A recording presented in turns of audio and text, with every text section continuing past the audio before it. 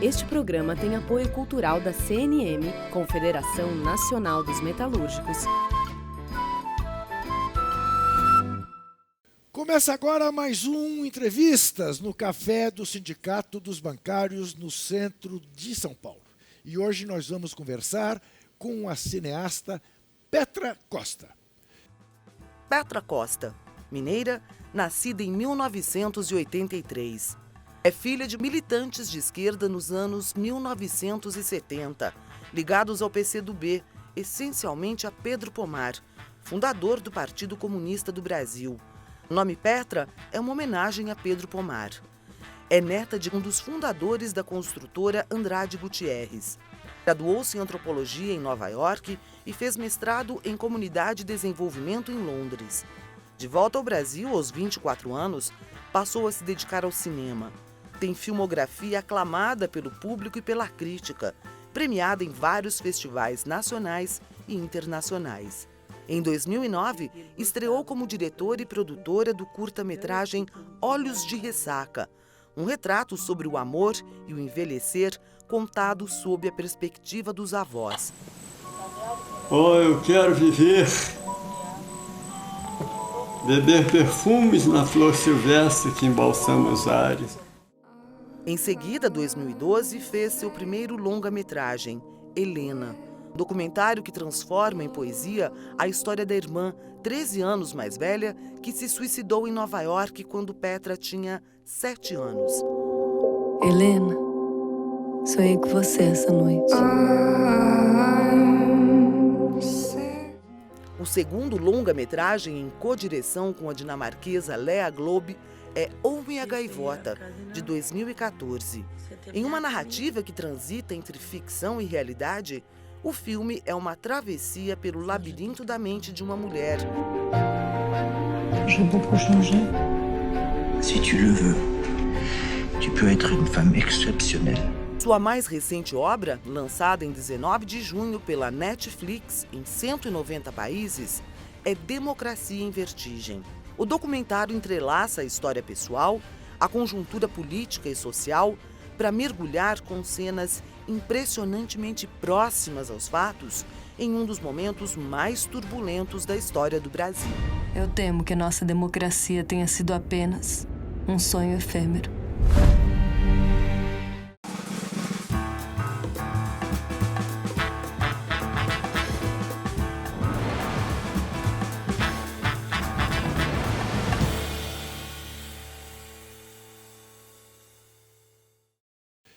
Para fazer este programa, estão conosco a atriz e produtora cultural Rosana Maris e o também jornalista Paulo Donizete de Souza, jornalista editor-chefe da Rede Brasil Atual e da Revista do Brasil. Eu agradeço muito a presença dos dois e agradeço ainda mais a presença da Petra, cuja agenda eu sei que é carregadíssima neste momento. Ô Petra, sem querer fazer trocadilho, mas fazendo, eu sei que pedra não tem a sensibilidade que você revela nos filmes que você faz. Mas sei também que pedra precisa ter muita resistência para levar pancada, como você também está levando pelo documentário Democracia em Vertigem. Como é que você lida com esta coisa?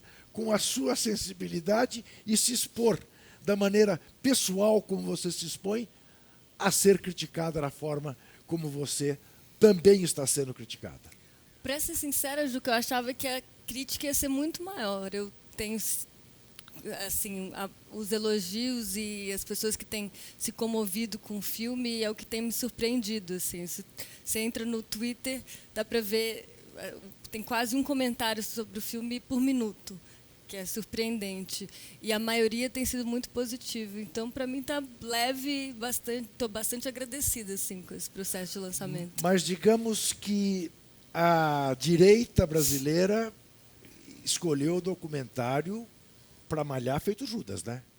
Sim, normal, nesse clima polarizado que o país vive. Mas tem pessoas de direita que têm visto o filme e também se comovido e se sentido representados pelo filme de alguma forma, pelo menos na narrativa mais pessoal que o filme tem sido positivo. E eu espero que ele possa abrir para um diálogo mais construtivo, porque o que eu tenho visto das críticas tem sido mais superficiais e bastante rasas mesmo, né? Focando em aspectos discussões que eu não acho que são tão propositivas nas críticas da direita. Bom, Rosana, faz favor, sua pergunta. Eu fiquei pensando, você falou de tsunami de informações, né? Logo no começo. O filme da Petra foi um tsunami de muita emoção para quem viveu esses últimos anos, né?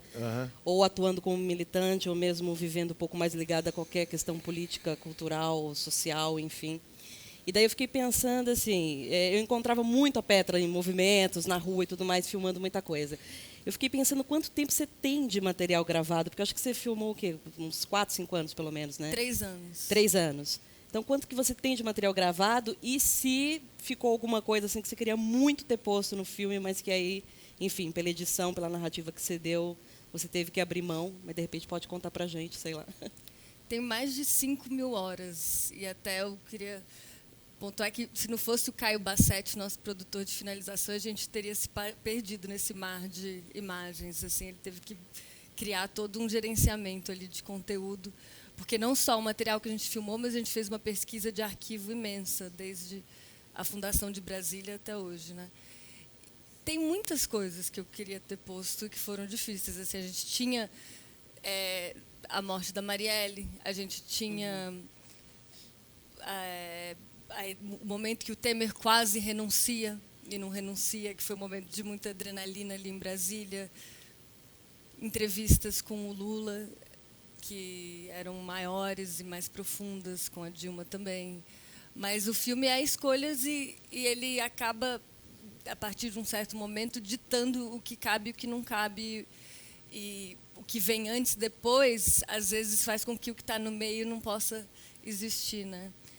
E, no final, eu acho que um filme de 2 horas já é bastante longo e para mim era importante que as pessoas entrassem num fluxo emocional e contínuo, sabe? Do que fazer em diversas partes o filme.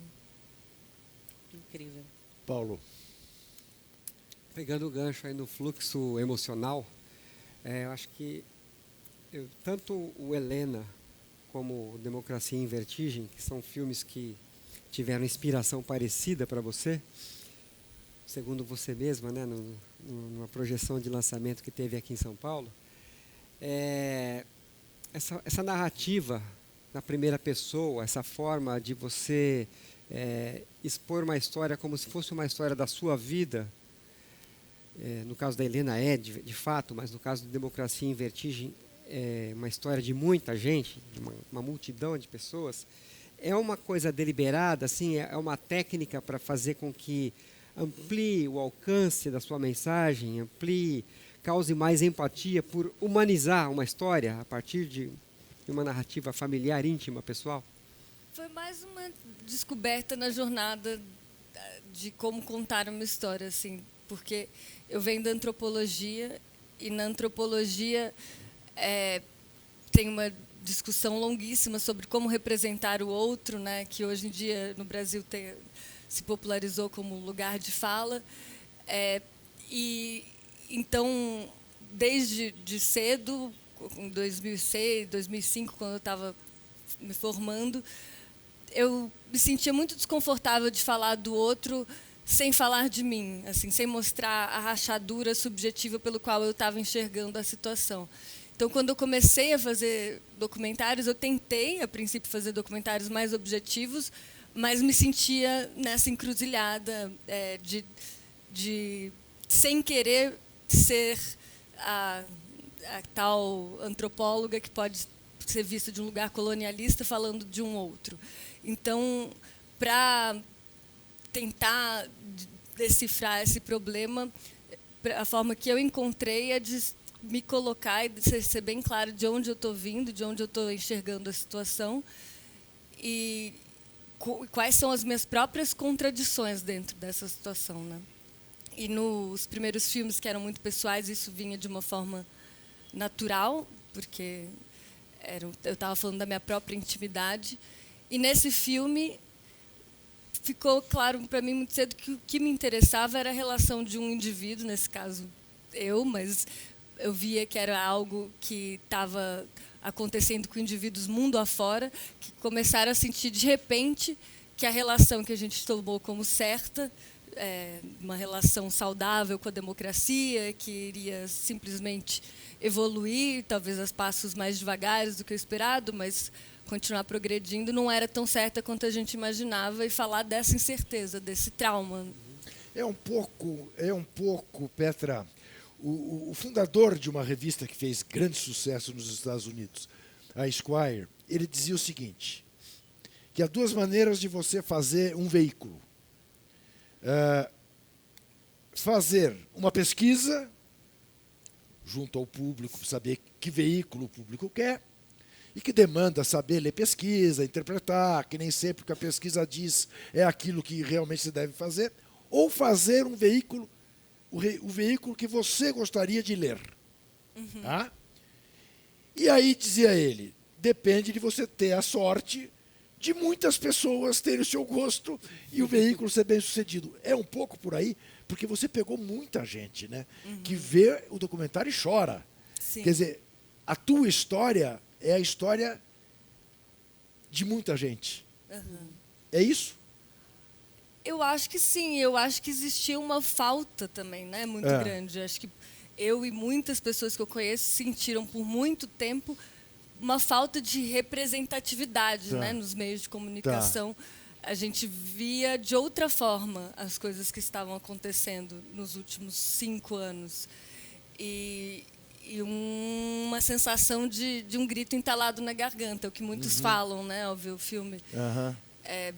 Então, acho que faz parte disso. O fato de você não esconder o seu lado, o que, do meu ponto de vista, é um dos gols do filme. Olhando hoje em perspectiva, o resultado final, você acha que faltou uma dose de autocrítica ou está na medida, até porque o Gilberto Carvalho pontua com todas os pontos e vírgulas a questão da autocrítica? Eu acho que faltou. Eu acho que ainda falta autocrítica por parte de diversos setores. Da esquerda, mas também da direita, das instituições em geral, do judiciário, enfim, da mídia. Tem um autor que chama Jared Diamond, que escreveu um livro agora chamado Crises. E ele fala que, assim como na sua trajetória pessoal, quando você vive uma crise pessoal, você pode virar uma epifania, né? E com isso você se engrandecer. Isso depende de uma autocrítica, de você falar, eu tive essa crise porque no meu casamento, na minha vida, porque estava fazendo as coisas de tal forma, agora eu vou fazer de outra forma. E que as sociedades também são assim, né? E ele cita a Alemanha, por exemplo, que é um dos poucos países que fez uma verdadeira autocrítica. Sem dúvida alguma. Olha aqui, vocês fiquem à vontade, tá? Para interromper e conversar, porque senão fico só eu conversando com ela. Eu queria voltar um pouquinho na questão da crítica, que você falou no começo. A gente sabe, está acompanhando o bombardeio que são as redes sociais, mas do ponto de vista de crítica negativa, que você tiraria proveito para você, o que houve assim de crítica? Bom, essa crítica vai me fazer melhorar no próximo trabalho. Teve alguma coisa consistente ou só pancadaria mesmo? Sim, sim. O que você mesmo concordou? Tem gente que achou o filme muito branco, por exemplo. É uma crítica difícil de eu, como branca, de conseguir rebater, porque também sinto que se eu estivesse representando comunidades negras, eu também não seria a pessoa adequada para estar fazendo essa representação. Então, é um desafio. E acho que poderiam ter mais negros no filme, sem dúvida, mas também faz parte da falta de representatividade de negros no Congresso, que é um problema estrutural que o Brasil tem, de mulheres e negros, né? Então, enfim, mas é algo que eu estou constantemente pensando, como lidar tanto nas minhas equipes de trabalho quanto nos filmes que eu faço. Mas você comenta, né, no filme que esse é um momento, você se inclui, né? Nós, os ricos, somos responsáveis por essa tempestade, né? Você se inclui entre as pessoas que estão, né, a classe, né, de que de certa forma está movendo na verdade, isso daí. Eu estou citando o Warren Buffett, né? Uhum. Não é a Sim, minha frase, Buffett, mas sim, posso ser incluída. Então, a Petra é de uma família de empreiteiros, gente muito rica, e, de outro lado, de uma família cujo pai, cuja mãe resistiram à ditadura, foram de grupos clandestinos, foram presos, né? Só para situar. E a Petra tem até onde eu saiba, e se eu estiver errado você me corrige, um parentesco distante, mas até com Aécio Neves, que te promete uma entrevista no documentário que não aparece. Ele não te dá essa entrevista. Não. E ele, de alguma maneira, depois te procura para... Não. Não? E vocês tinham uma relação mais próxima? Eu nunca tinha visto ele. Você não foi tinha. O momento que está no filme, foi o mas momento vocês que eu fui têm um parentesco distante? Sim, eu acho que eu esqueço, mas era Sim. a avó dele casou com Tá, o meu avô. ok. Enfim, mas não é de sanguíneo, Tá, mas é sim, um parentesco sim. desses tipos Ele de sabia Minas. quem você era? Sabia, claro. Tá, sabia. Sabia. Quer dizer, você acha que ele fugiu de te dar uma entrevista? É verdade, ele foi a primeira pessoa para quem eu pedi uma entrevista, antes mesmo da Dilma e do Lula. E o assessor dele tinha aceitado, mas aí começa a Lava Jato e ele se recolhe. Então, ele parou de dar entrevistas. Naquele momento, ele acho que só estava falando com pouquíssimos entrevistadores. Assim, você nenhum. também não conhecia a Dilma e o Lula? A Dilma não conhecia. Até foi engraçado, quando eu entrevistei ela pela primeira vez, ela estava super rígida, assim. Sim, é notório o desenvolvimento da relação. E essa entrevista nem entrou no filme, porque foi bastante formal. E no final da entrevista, que ela começou a relaxar, e, enfim, ela perguntou, eu falei, minha mãe estudou no mesmo colégio que você. Ela, quem foi sua mãe? Aí ela sabia da existência da minha mãe, né? Das coisas em comum, algumas coisas em comum que elas tinham. E o Lula eu já tinha visto, coincidentemente, no dia 2 de março de 2016, eu fui convidada para o encontro de mulheres feministas com o Lula, pela Clara Ante. E foi a primeira vez assim que eu lembro de ter falado algo com ele. Sei. 2 dias antes da condução coercitiva. 2 dias antes, foi impressionante. Foi. Eu queria voltar um pouquinho, ela estava falando ali da representatividade, da crítica, né? De algumas críticas do documentário. Com relação, você estava, quando eu te perguntei das imagens, você falou que tinha que você sentiu falta, por exemplo, de pôr algo da Marielle. Quando aconteceu, enfim, tudo que aconteceu, você chegou a ter essa vontade de traçar, nem que fosse uma pequena narrativa dentro do filme, e daí você não seguiu porque você não se sentiu, enfim, autorizada a falar sobre o assunto? Ou isso não passou pela sua cabeça? Assim, na verdade, não, queria que você falasse um pouco mais sobre isso. Esteve no filme o assassinato da Marielle, ali logo antes da prisão do Lula. E aí, dentro da narrativa, principalmente depois da eleição do Bolsonaro, aquilo ficou um pouco deslocado dentro do contexto narrativo, assim. Mas, para mim, foi muito dolorido tirar.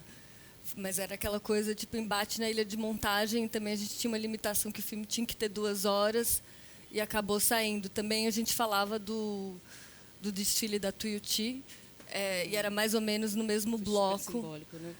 Mas eu era a favor que ficasse. Eu fui meio que voto perdido. Com o que a gente aprende que nem sempre a diretora do documentário manda no documentário dela. Comigo não seria bem assim, mas, enfim... foi o que aconteceu com a Petra. Nós vamos fazer um rapidíssimo intervalo e vamos voltar em seguida. Até já.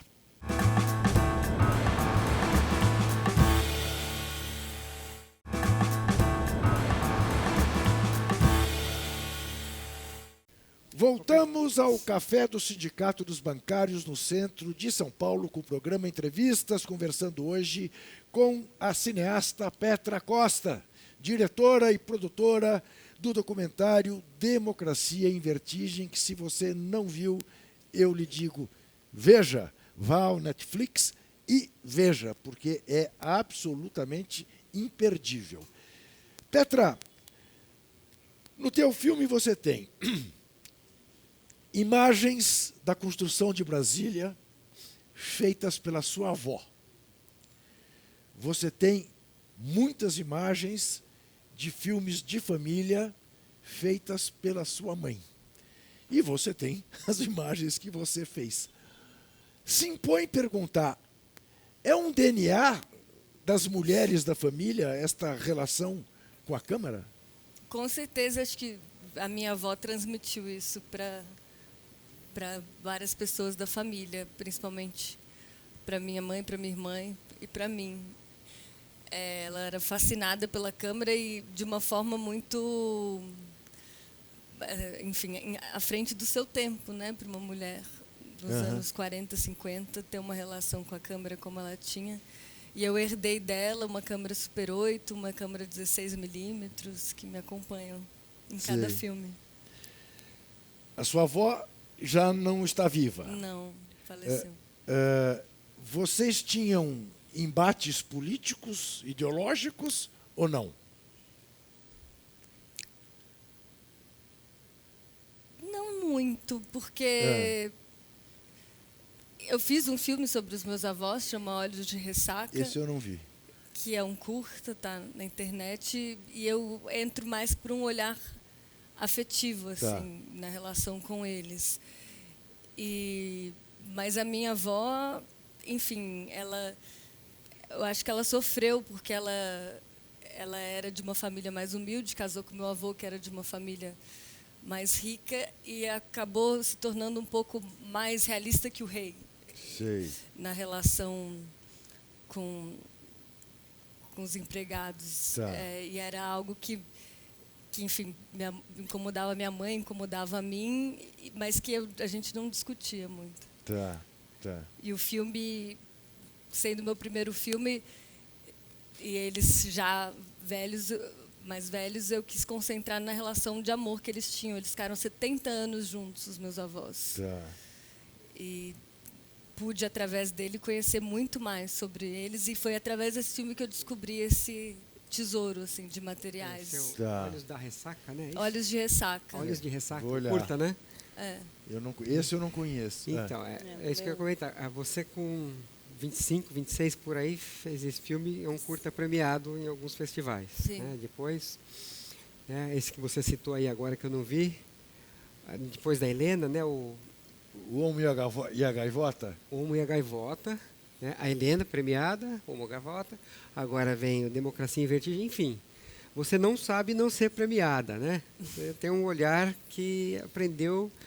Qual é a expectativa que está sendo criada agora em relação a este filme, a Democracia em Vertigem, com a sua repercussão no exterior, né? Inclusive, né, na pátria-mãe do cinema, lá nos Estados Unidos?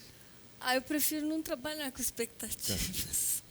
Enfim, tem aí especulações, o filme tem sido muito bem recebido, os fatos são esses, assim, o filme estreou em Sundance, na noite de abertura, foi maravilhoso, e depois disso passou em inúmeros festivais, Copenhague, Austrália, Genebra, e tem ecoado e tido uma resposta incrível das pessoas, assim, triste, trágico, né, como pessoas de diversos lugares do mundo veem o filme e se identificam, seja pelo Brexit, seja pela situação nos Estados Unidos, seja pela ascensão de regimes mais autoritários. É uma história que fala para o mundo inteiro.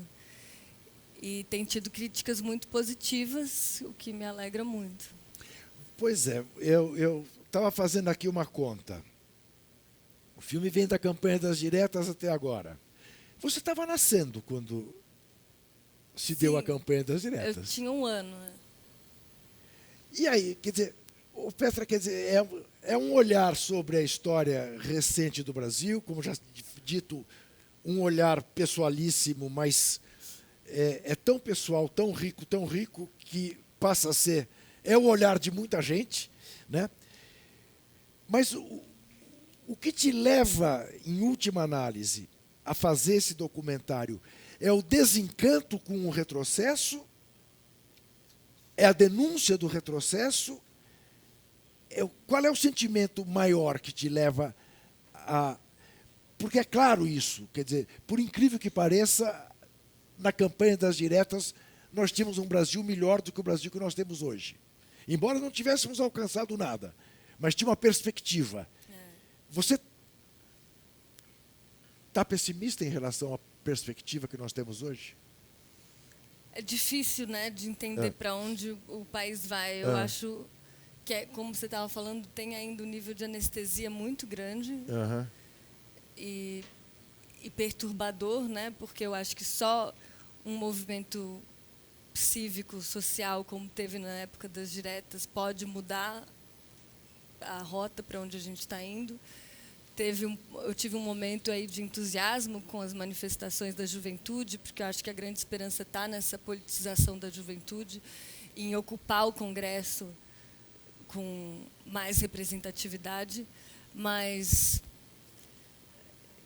depende da gente. Enfim, o Brasil acho que tem uma tendência de muita anestesia, né, historicamente. E se isso não mudar, dificilmente vai melhorar. Aí é que está. Qual é a reação que você percebe, se é que você já tem como perceber, da juventude em relação ao documentário? Porque, tudo bem, a nossa, que vivemos aquilo e tal, bom, eu não vou negar a você que me comoveu as lágrimas. Mas, tá bom. Mas, para mim, ali não tem novidade. Tem um olhar que eu acho magnífico, né? E depois até quero explorar, inclusive, um olhar com cenas absolutamente inéditas, no meio do furacão.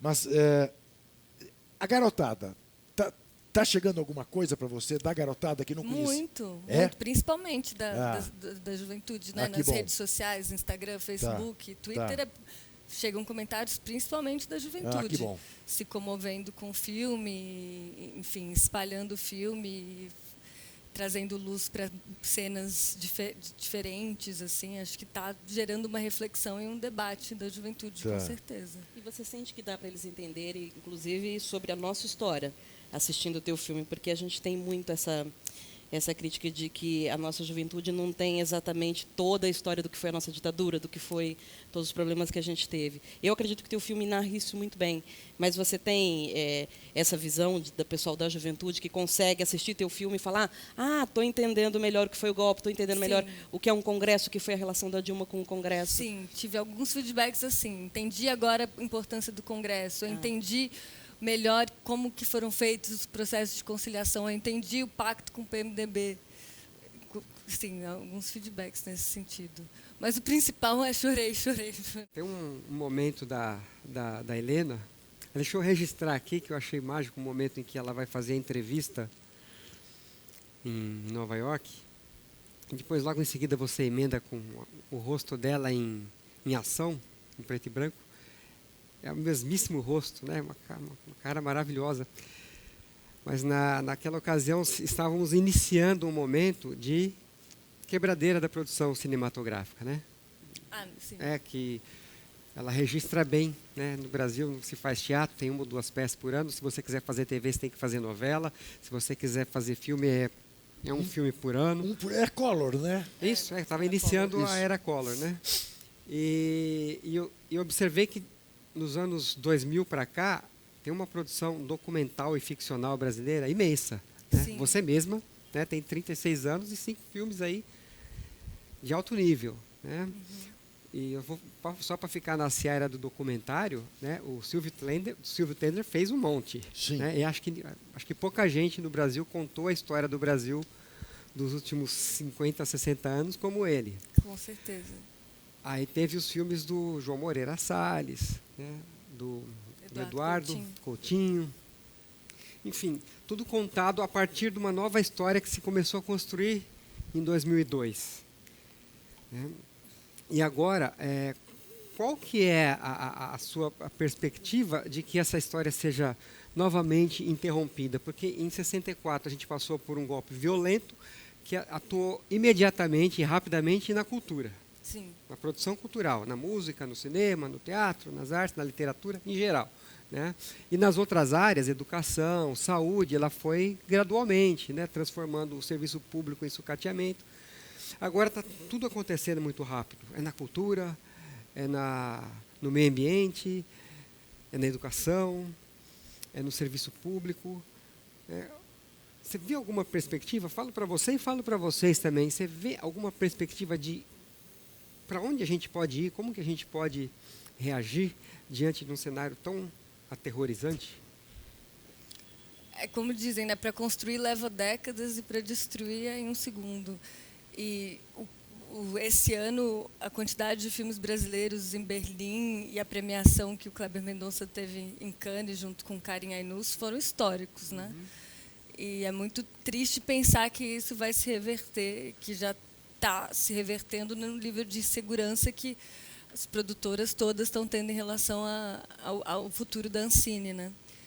E como a gente estava conversando antes, da força da narrativa que tem tido no YouTube, em convencer a juventude e muitas pessoas de que são os artistas mamando na teta do Estado, eu acho que ainda falta muita gente entender a importância que o incentivo à cultura tem, como todos os países de primeiro mundo têm incentivo à cultura, seja através do Estado na Europa, seja através da filantropia nos Estados Unidos. E acho que a gente tem uma função de educar e transmitir essa informação para quem não tem, né? Porque eles fizeram um ótimo trabalho em desinformar. Então, acho que precisa ter essa conquista da opinião pública, na minha opinião, da importância do financiamento da arte. Mas é a tua história, né, Petra? Num país em que um compositor, escritor como Chico Buarque de Holanda ganha o prêmio Luiz de Camões, o maior prêmio da língua portuguesa, e o presidente da República institucionalmente não se dá ao trabalho de parabenizá-lo, ou morre a Bete Carvalho e ele não faz uma referência sequer, né, ao que significa na cultura brasileira uma Bete Carvalho, né, ao passo que o DJ que espancou a mulher e se suicidou virou um cara simpático. Respondendo a você de minha parte, eu vejo com uma necessidade brutal, Paulo, da gente resistir e não entregar, não deixar que esses caras prevaleçam, porque será a vitória do obscurantismo sobre o iluminismo. Estamos falando disso, apenas disso. Existe uma rachadura muito grande, né, entre o governo Bolsonaro, os artistas no geral, eu acho, e tem uma narrativa muito forte de colocar como lados opostos, como os artistas ficassem de um lado completamente oposto ao restante do país, como se não se importasse com nenhuma outra área. Isso é uma coisa horrorosa. Mas é um lugar, é uma coisa fechada que a gente, como artista, vai ter que pôr luz de alguma forma, com poesia, contando história, resistindo, porque para trás a gente não volta, né? Pode não deixar a gente avançar tanto, mas a gente vai cavando esse espaço. Né? Acho que a cultura sempre foi uma resistência muito forte. E agora vai ter que ser muito mais para seguir, né? Porque a gente não parar, a gente não vai. Né? É isso. Petra, me conte uma coisa. Como é que você conseguiu aquelas cenas de bastidores do nosso Stuquinha?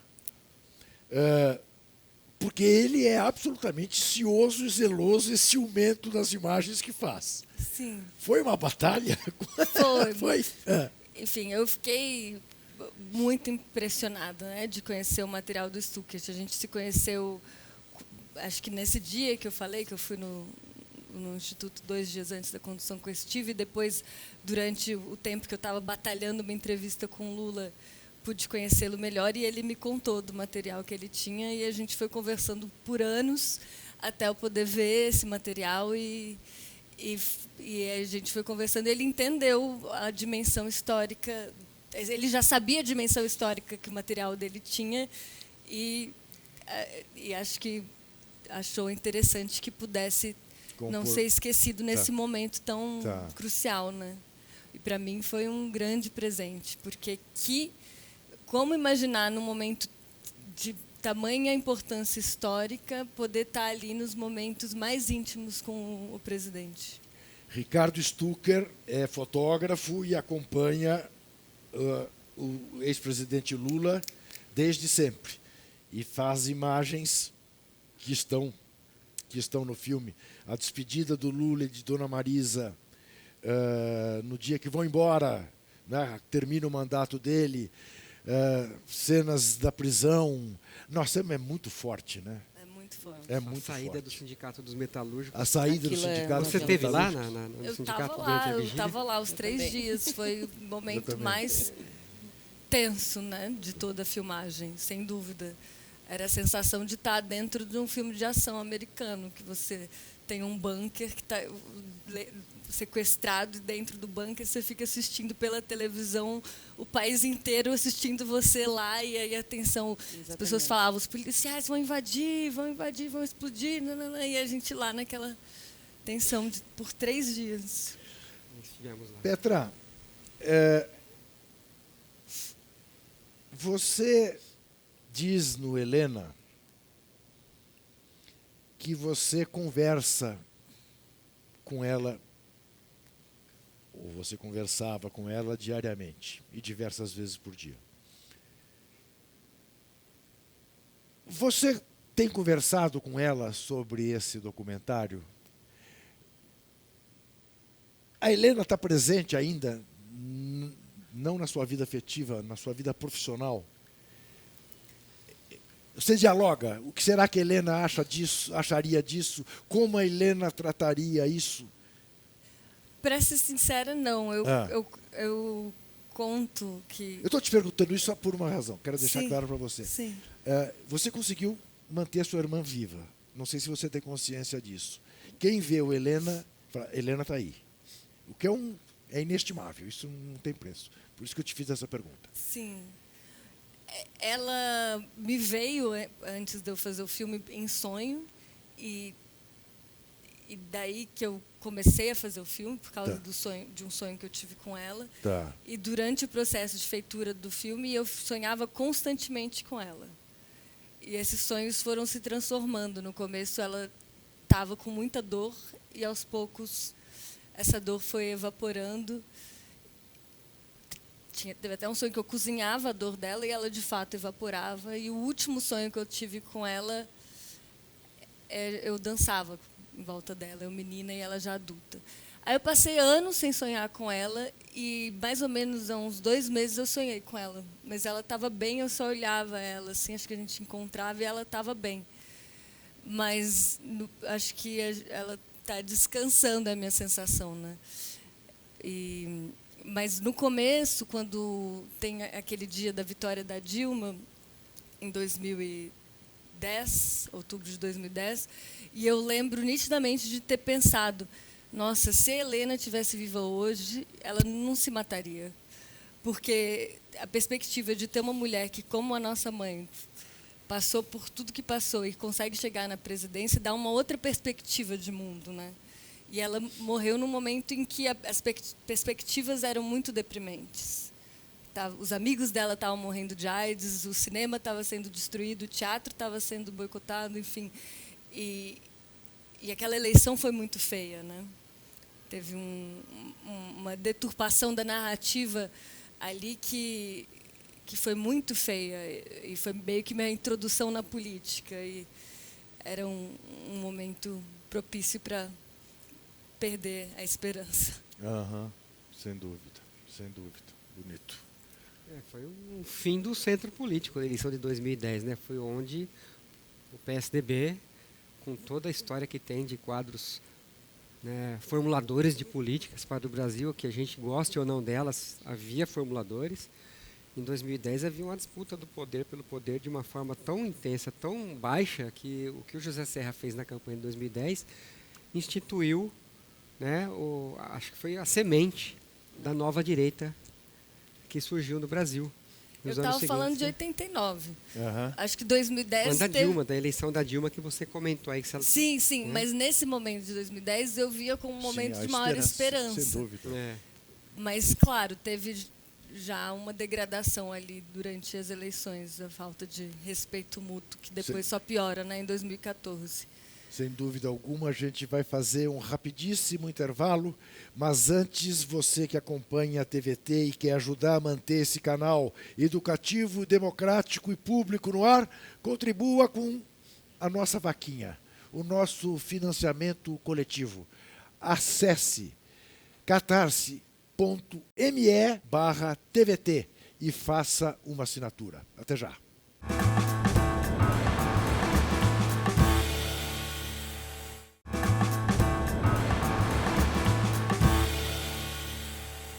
Estamos de volta ao Café do Sindicato dos Bancários do Centro de São Paulo, conversando com a cineasta Petra Costa. Petra, você fez referência ao fato de ter conhecido o ex-presidente Lula num encontro de feministas com ele. Você é uma militante da causa. A gente vê o cinema brasileiro, felizmente, cada vez mais ocupado pelas mulheres.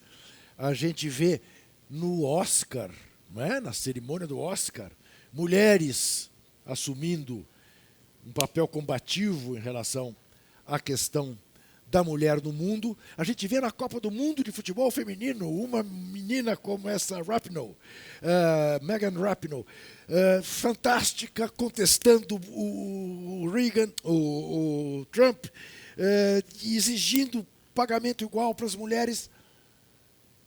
Nesse particular, temos um florescer aí que... Sim. Esse dá esperanças. É uma primavera que dá esperança, sem dúvida. Eu cresci, enfim, desde que eu conheci o termo, eu sempre me identifiquei como feminista.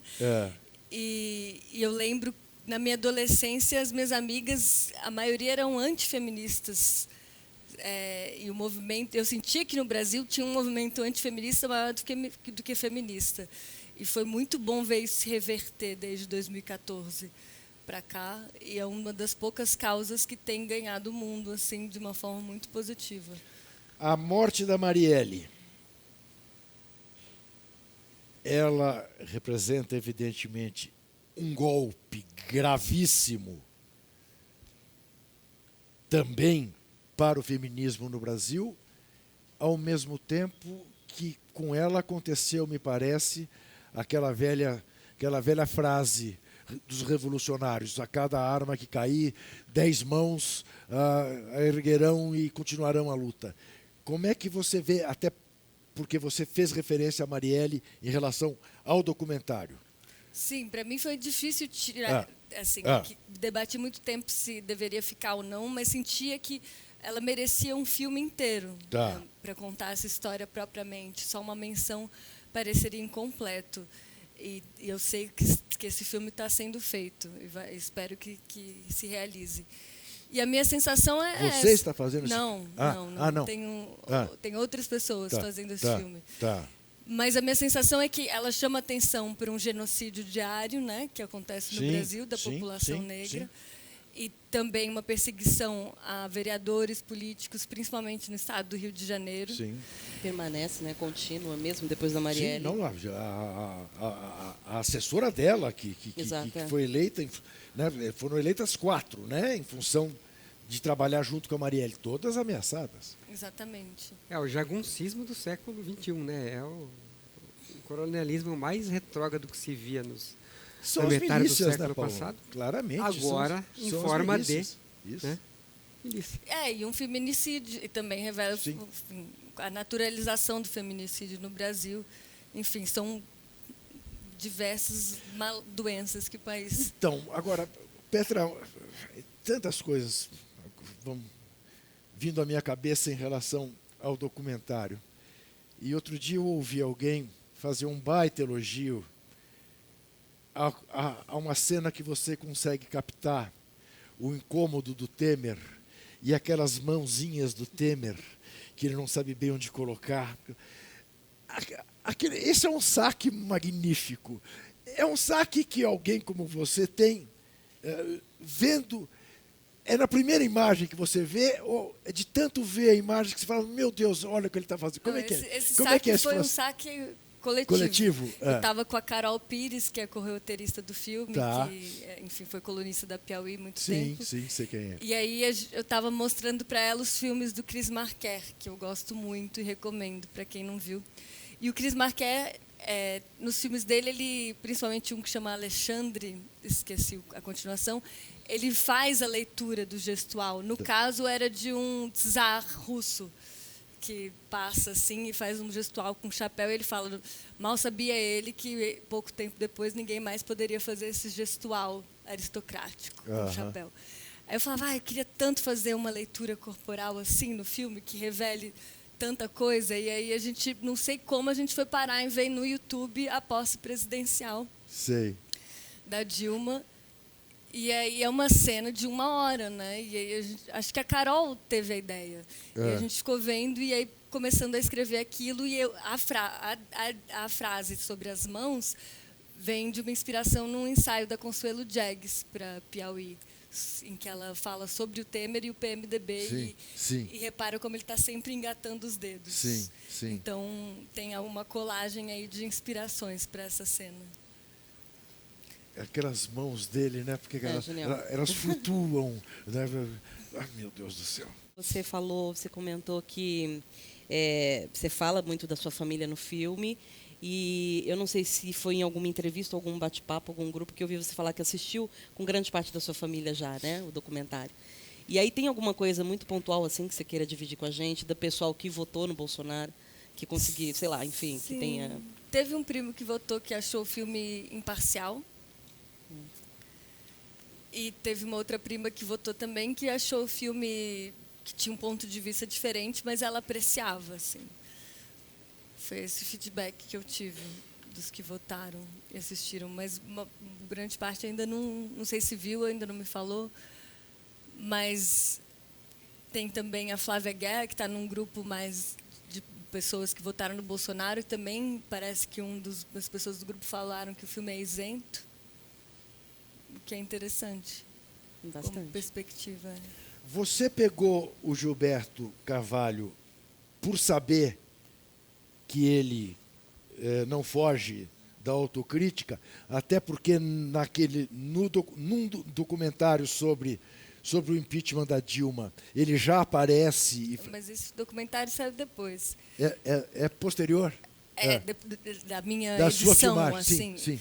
Não, eu entrevistei o Jacques Wagner, o Cardoso milhares de vezes, diversas figuras do PT, também do PSDB, do PMDB, e ficaram ali as falas que a gente achou mais contundentes.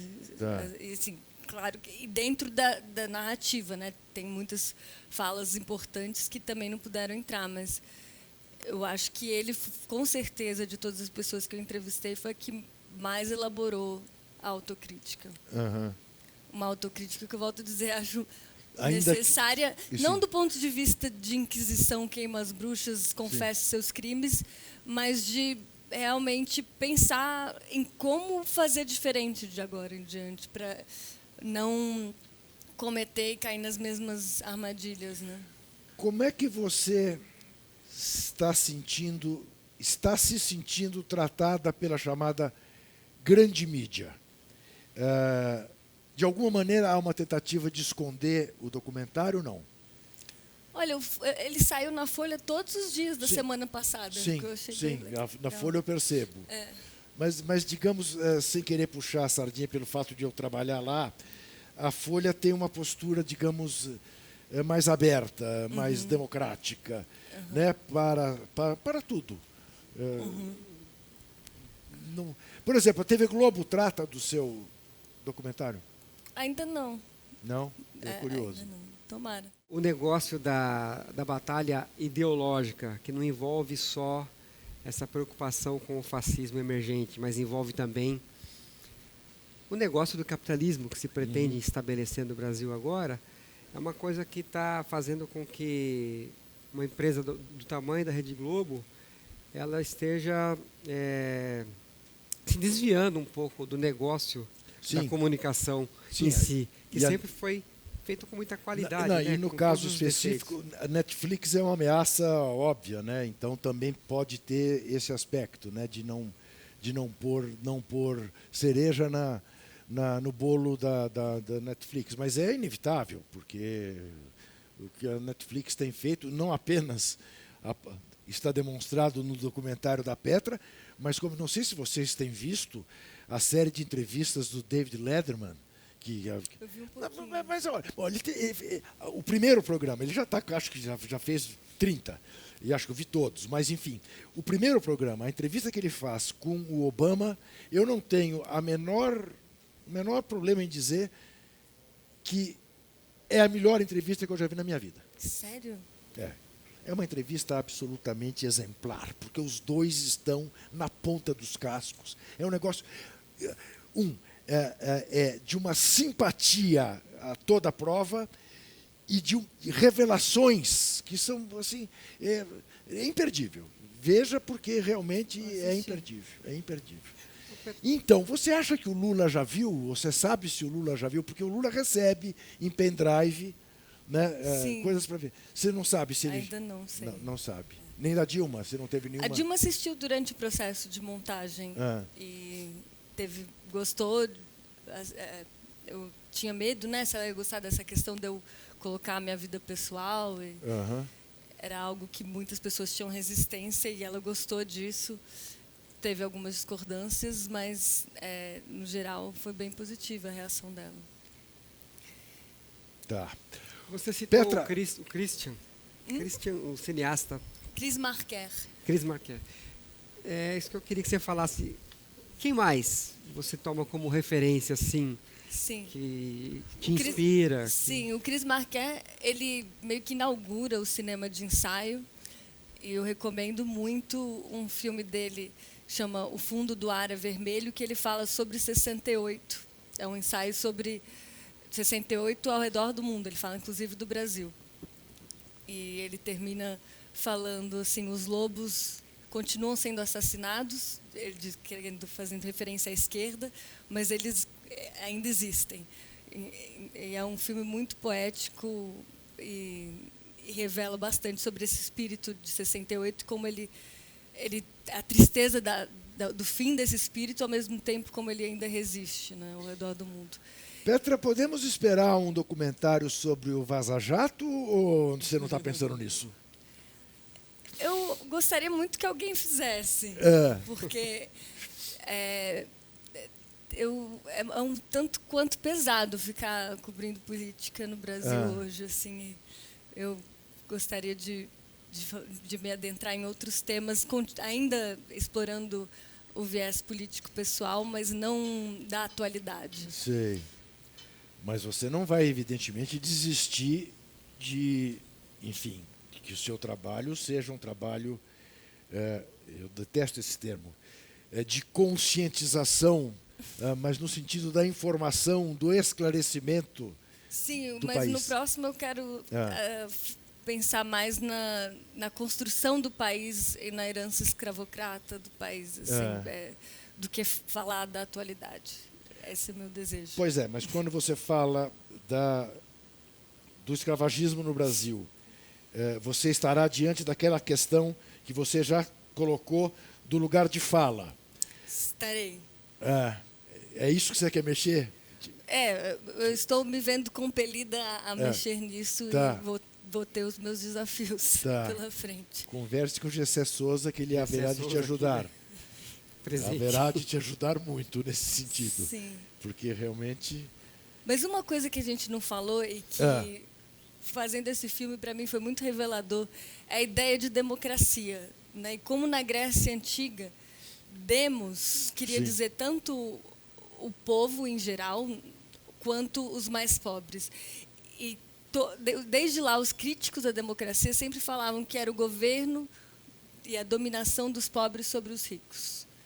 E nunca foi fácil implantar a democracia, apesar dela ter durado quase 2 séculos, né? Na Grécia Antiga, os críticos eram vorazes e quando ela termina, ou não sei se foi no fim ou em uma das suas crises, teve um tirano da Macedônia que invade a Grécia e fala, Atenas, e fala assim: agora só vota quem tem tantos dracmas de terra. E no Brasil foi sempre essa questão, né? Desde diversas constituições que exigiam tanto de terra para você poder votar, e aí a gente só conquista o voto universal em 85 e na Constituição de 88, que os analfabetos finalmente podem votar.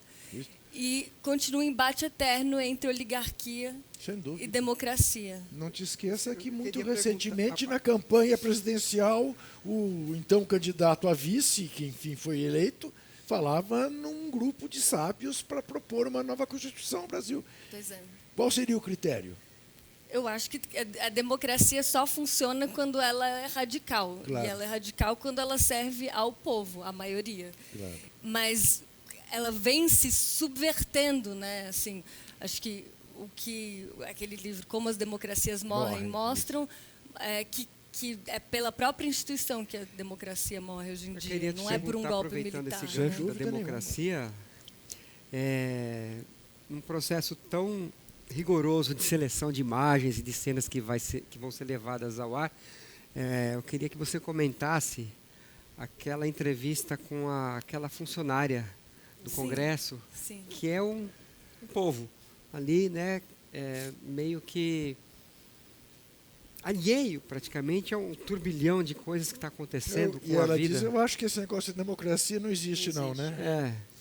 Ela é a síntese do que falam os autores desse livro, que quando você faz um impeachment, ele pode ser uma bomba atômica de uma democracia, porque a democracia depende da confiança, né, do povo com as instituições. E quando você faz um impeachment, ela fala, apesar dela talvez ter feito algo de errado, não foi uma escolha do voto ela ter saído daqui. Então, acho que não existe democracia. Então, ela perde a confiança na democracia por conta do impeachment. Apesar de não ter votado na Dilma. E numa pesquisa que foi feita em 2016, apontava que mais de 16% da população já não acreditava na democracia como a melhor forma de governo. Eu também acho que é uma consequência do impeachment. Então, foi muito ruim, né, para o Brasil, assim, o impeachment. Sendo a favor ou não da Dilma, de certa forma, foram votos rasgados em 2014, né? E foram votos rasgados o ano passado, quando não se permitiu a participação na eleição do virtual vencedor. Petra, sempre que alguém me entrevista e, no fim, me pergunta, faltou perguntar alguma coisa, eu, por uma questão de educação, digo, não, perfeito. Eu não espero que você seja educada comigo. Tem mais alguma coisa que você quisesse falar que a gente não tocou com você, assim, que seja urgente? Acho que não. Você é educada mesmo, né, Petra? Estou vendo. Não há de ser nada. Rosana, Paulo, muitíssimo obrigado pela presença de vocês. Muito obrigada. Parabéns pelo seu filme. Parabéns de coração. Tem uma coisa que fale. Então, que a TVT foi essencial para esse filme. As imagens do Lula sendo carregado, que é uma das minhas imagens favoritas, e que foi depois escaneada e está ali em alta resolução, foi graças à TVT, assim como outras imagens únicas que estão no filme. Petra, a modéstia nos impede de dizer, mas conosco ninguém podosco. Essa TVT é um fenômeno. Quero agradecer a você. Quero lembrar que o Entrevistas volta toda quinta-feira às 10 da noite aqui na TVT. Em São Paulo é fácil acessar o canal 44.1. No YouTube, ao vivo, a qualquer hora, em qualquer lugar do planeta. E para nos apoiar, acesse o endereço catarse.me/TVT. Até a semana que vem e não se esqueça, desesperar jamais.